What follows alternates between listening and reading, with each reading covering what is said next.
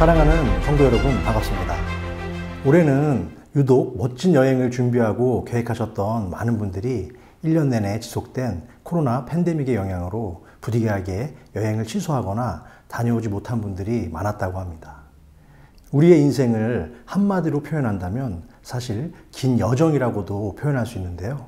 복잡하고 갑갑한 일상의 삶을 벗어나서 어디론가 멀리 떠난다는 사실만으로도 여행은 지친 우리들에게 삶의 쉼과 재충전을 주기도 합니다. 그러면 즐겁고 행복한 여행을 떠나기 위해서 가장 필수적이고 또한 중요한 것은 무엇일까요? 멋진 여행 장소, 아름다운 풍경, 깨끗한 호텔과 맛있는 식사도 너무 중요하겠지만 그 무엇보다 가장 중요한 것은 누구와 그 여행을 함께 떠나는가가 아닐까 생각합니다. 그만큼 동반자가 중요하겠죠. 우리의 인생길도 그와 마찬가지입니다. 아무리 힘들고 어려운 길이라 하더라도 사랑하는 사람들과 함께 떠나는 여행이라면 눈앞에 놓인 험난한 인생의 파도와 어떤 장애물들도 거뜬하게 피해갈 수 있습니다. 제가 살고 있는 캘리포니아에 위치한 세콰이어 국립공원에 가면 세계에서 가장 큰 나무인 제너럴 셔먼 트리가 있습니다. 그 나무의 현재 나이는 약 2500년에서 3000년 정도로 추정을 하는데요. 최대 높이가 112m나 된다고 합니다. 이렇게 큰 나무가 어떻게 2000년에서 3000년의 세월 동안 잘 자라고 견딜 수 있었을까요? 산림 전문가들은 그 비결에 대해서 이렇게 얘기하고 있습니다. 제너럴 셔먼 트리의 2-3m 정도 되는 뿌리 때문이라고 얘기하는데요. 밑으로 뻗은 그 뿌리들이 옆에 있는 나무들의 뿌리와 강하게 뒤엉켜서 영양분을 충분히 공급받았기 때문이라고 말하고 있습니다. 제너럴 셔먼 나무가 세상에서 제일 큰 거목이 될 수 있었던 비결은 자신 혼자만의 힘이 아닌 옆에 나무들과의 긴밀하게 서로 연결된 협력 때문이라는 것이죠.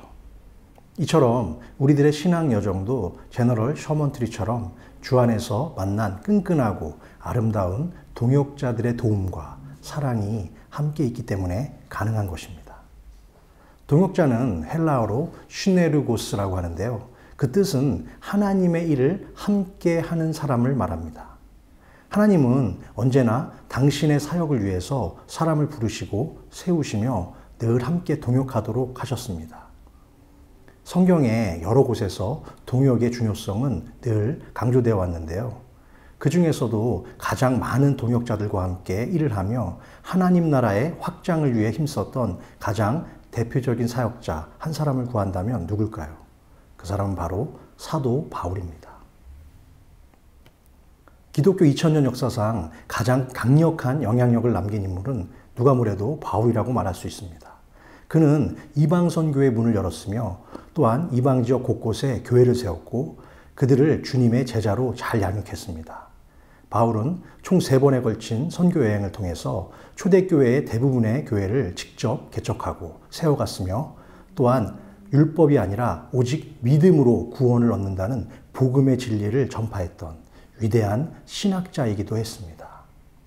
바울이 이렇게 귀한 사역을 감당할 수 있었던 것은 결코 자신의 실력이나 수고로 이루어진 것이 아니라고 스스로 고백하고 있습니다.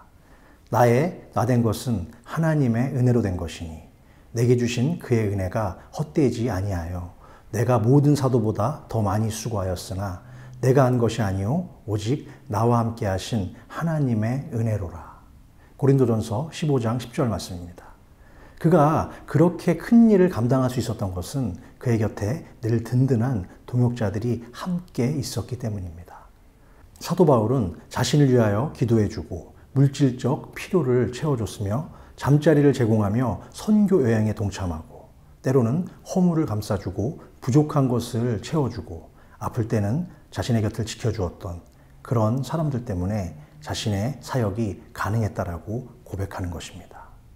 로마서 16장에서 바울은 동역자 33명의 이름을 하나하나 부르면서 그들에 대한 감사를 표현하고 있습니다. 그 중에서 24명은 편지를 받는 사람들, 즉 로마 교회 성도들이고 나머지 9명은 바울과 함께 있는 동안 함께 사역했던 고린도 교회 성도들을 말하고 있습니다.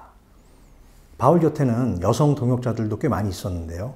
그는 로마서 16장에서 11명이나 되는 여자 동역자들의 안부를 묻고 있습니다. 이것은 그 당시 사회 문화적 관습상 상당히 파격적인 일이었다고 볼 수 있습니다. 당시 여자의 지위는 남성에 비해서 매우 낮았으며 여자를 아예 사람으로 취급하지도 않았던 그런 관습이 있었죠. 그럼에도 불구하고 바울은 믿음 안에서 남자와 여자가 차별이 없음을 알았고 그들을 존중하며 세워주고 함께 기쁨으로 동역하였습니다. 또한 바울의 사역을 위해 자신들의 목숨까지도 아까워하지 않고 내놓은 부부가 있었죠. 그 사람들의 이름은 브리스길라와 아굴라 부부였습니다.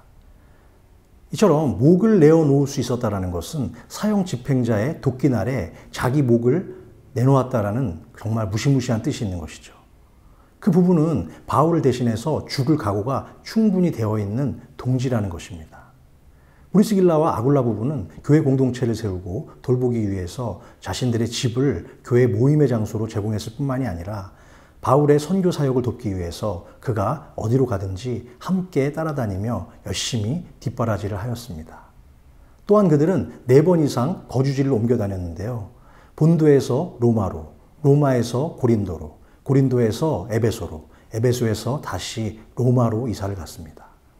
브리스길라와 아굴라 부부는 바울과 함께 사명의 길을 끝까지 걸어갔던 진정한 믿음의 동역자이자 존경받을 만한 아름다운 부부로 성경은 기록하고 있습니다. 그 외에도 사도 바울 곁에는 다양한 계층의 동역자들이 함께 일했습니다. 인종, 계층, 성별에서 다양한 사람들이 그의 곁에 있었고 유대인과 이방인도 함께 있었습니다. 뿐만 아니라 바울의 동역자 중에는 심지어 노예 출신들도 함께 있었죠. 이들 모두는 쓰임받는 시기, 장소, 환경, 직업, 신분, 지식의 유무와 상관없이 다 달랐지만 한결같이 주님의 크신 사랑과 복음 때문에 사도 바울과 함께 평생 동역했던 복음의 동역자로 살아갈 수 있었습니다. 그들 중에는 우리에게 이미 잘 알려진 몇몇 사람들도 있지만 잘 알려져 있지 않은 그런 사람들이 더 많이 있습니다. 한 가지 분명한 사실은 그들의 이름이 성경책 속에 기록되어 있든 기록되어 있지 않든 그것과 상관없이 전능하신 하나님은 그들을 반드시 기억하고 계시다는 사실입니다. 사랑하는 성도 여러분, 여러분에게는 바울처럼 하나님 나라를 위해서 함께 일할 좋은 동역자들이 있으십니까? 혹시 하나님과의 개인적인 교제는 잘하지만 사람과의 교제가 힘드시거나 관계에 어려움을 겪고 있지는 않으신지요? 만약 함께 일하는 동역자들과 끊이지 않는 갈등과 불신으로 인해서 어려움 가운데 계신 분이 계시다면 그 이유가 무엇인지 먼저 내 자신을 잘 살피고 돌아봐야 할 줄로 믿습니다. 함께 사역을 하다 보면 외부에서 다가오는 불편한 상황과 내부의 어려움으로 인해서 지치기도 하고 위기가 닥쳐오기도 합니다. 때로는 생각지도 못했던 일로 갈등을 겪기도 하겠죠. 그럼에도 불구하고 우리가 서로 협력하고 동역을 해야 하는 분명한 이유는 동역이 하나님이 우리에게 원하시는 성경적인 원리이자 명령이기 때문입니다. 우리는 그리스도의 몸으로 부르심을 받았기에 다른 지체들과 영향을 서로 주고받으며 갈등의 관계를 통하여 인격과 신앙이 조금씩 성숙해지게 되어 있습니다. 다시 말해서 동역이란 서로의 짐을 함께 나누어지는 그것이죠. 바울이야말로 교제와 동역의 중요성을 가장 잘 아는 사람이었습니다. 그는 동역의 기쁨을 알았고 공동체가 서로 사랑하며 섬길 때 하나님의 일이 잘 이루어진다는 사실을 깨닫고 있었습니다. 바울과 그의 동역자들처럼 서로 사랑하고 섬기며 협력하는 든든한 동역자가 있다면 이 땅의 교회들이 어두운 세상을 밝히는 빛과 소금의 역할을 감당하는 데 전혀 부족함이 없을 것입니다. 성경은 이렇게 말합니다. 한 사람이면 패하겠거니와 두 사람이면 맞설 수 있나니 세 겹줄은 쉽게 끊어지지 아니하느니라. 이 말씀처럼 우리가 함께 연합하고 동역할 때 혼자서는 할 수 없는 하나님의 큰 일을 이루어 나갈 수 있음을 믿으시기 바랍니다. 그럼 이번 한 주도 주님의 은혜와 사랑으로 늘 평안과 감사가 넘치시기를 바라오며 다음 이 시간에는 바울의 동역자 중에 한 사람이었던 착한 사람 바나바 편으로 여러분들을 다시 찾아뵙겠습니다. 그때까지 안녕히 계십시오. 감사합니다.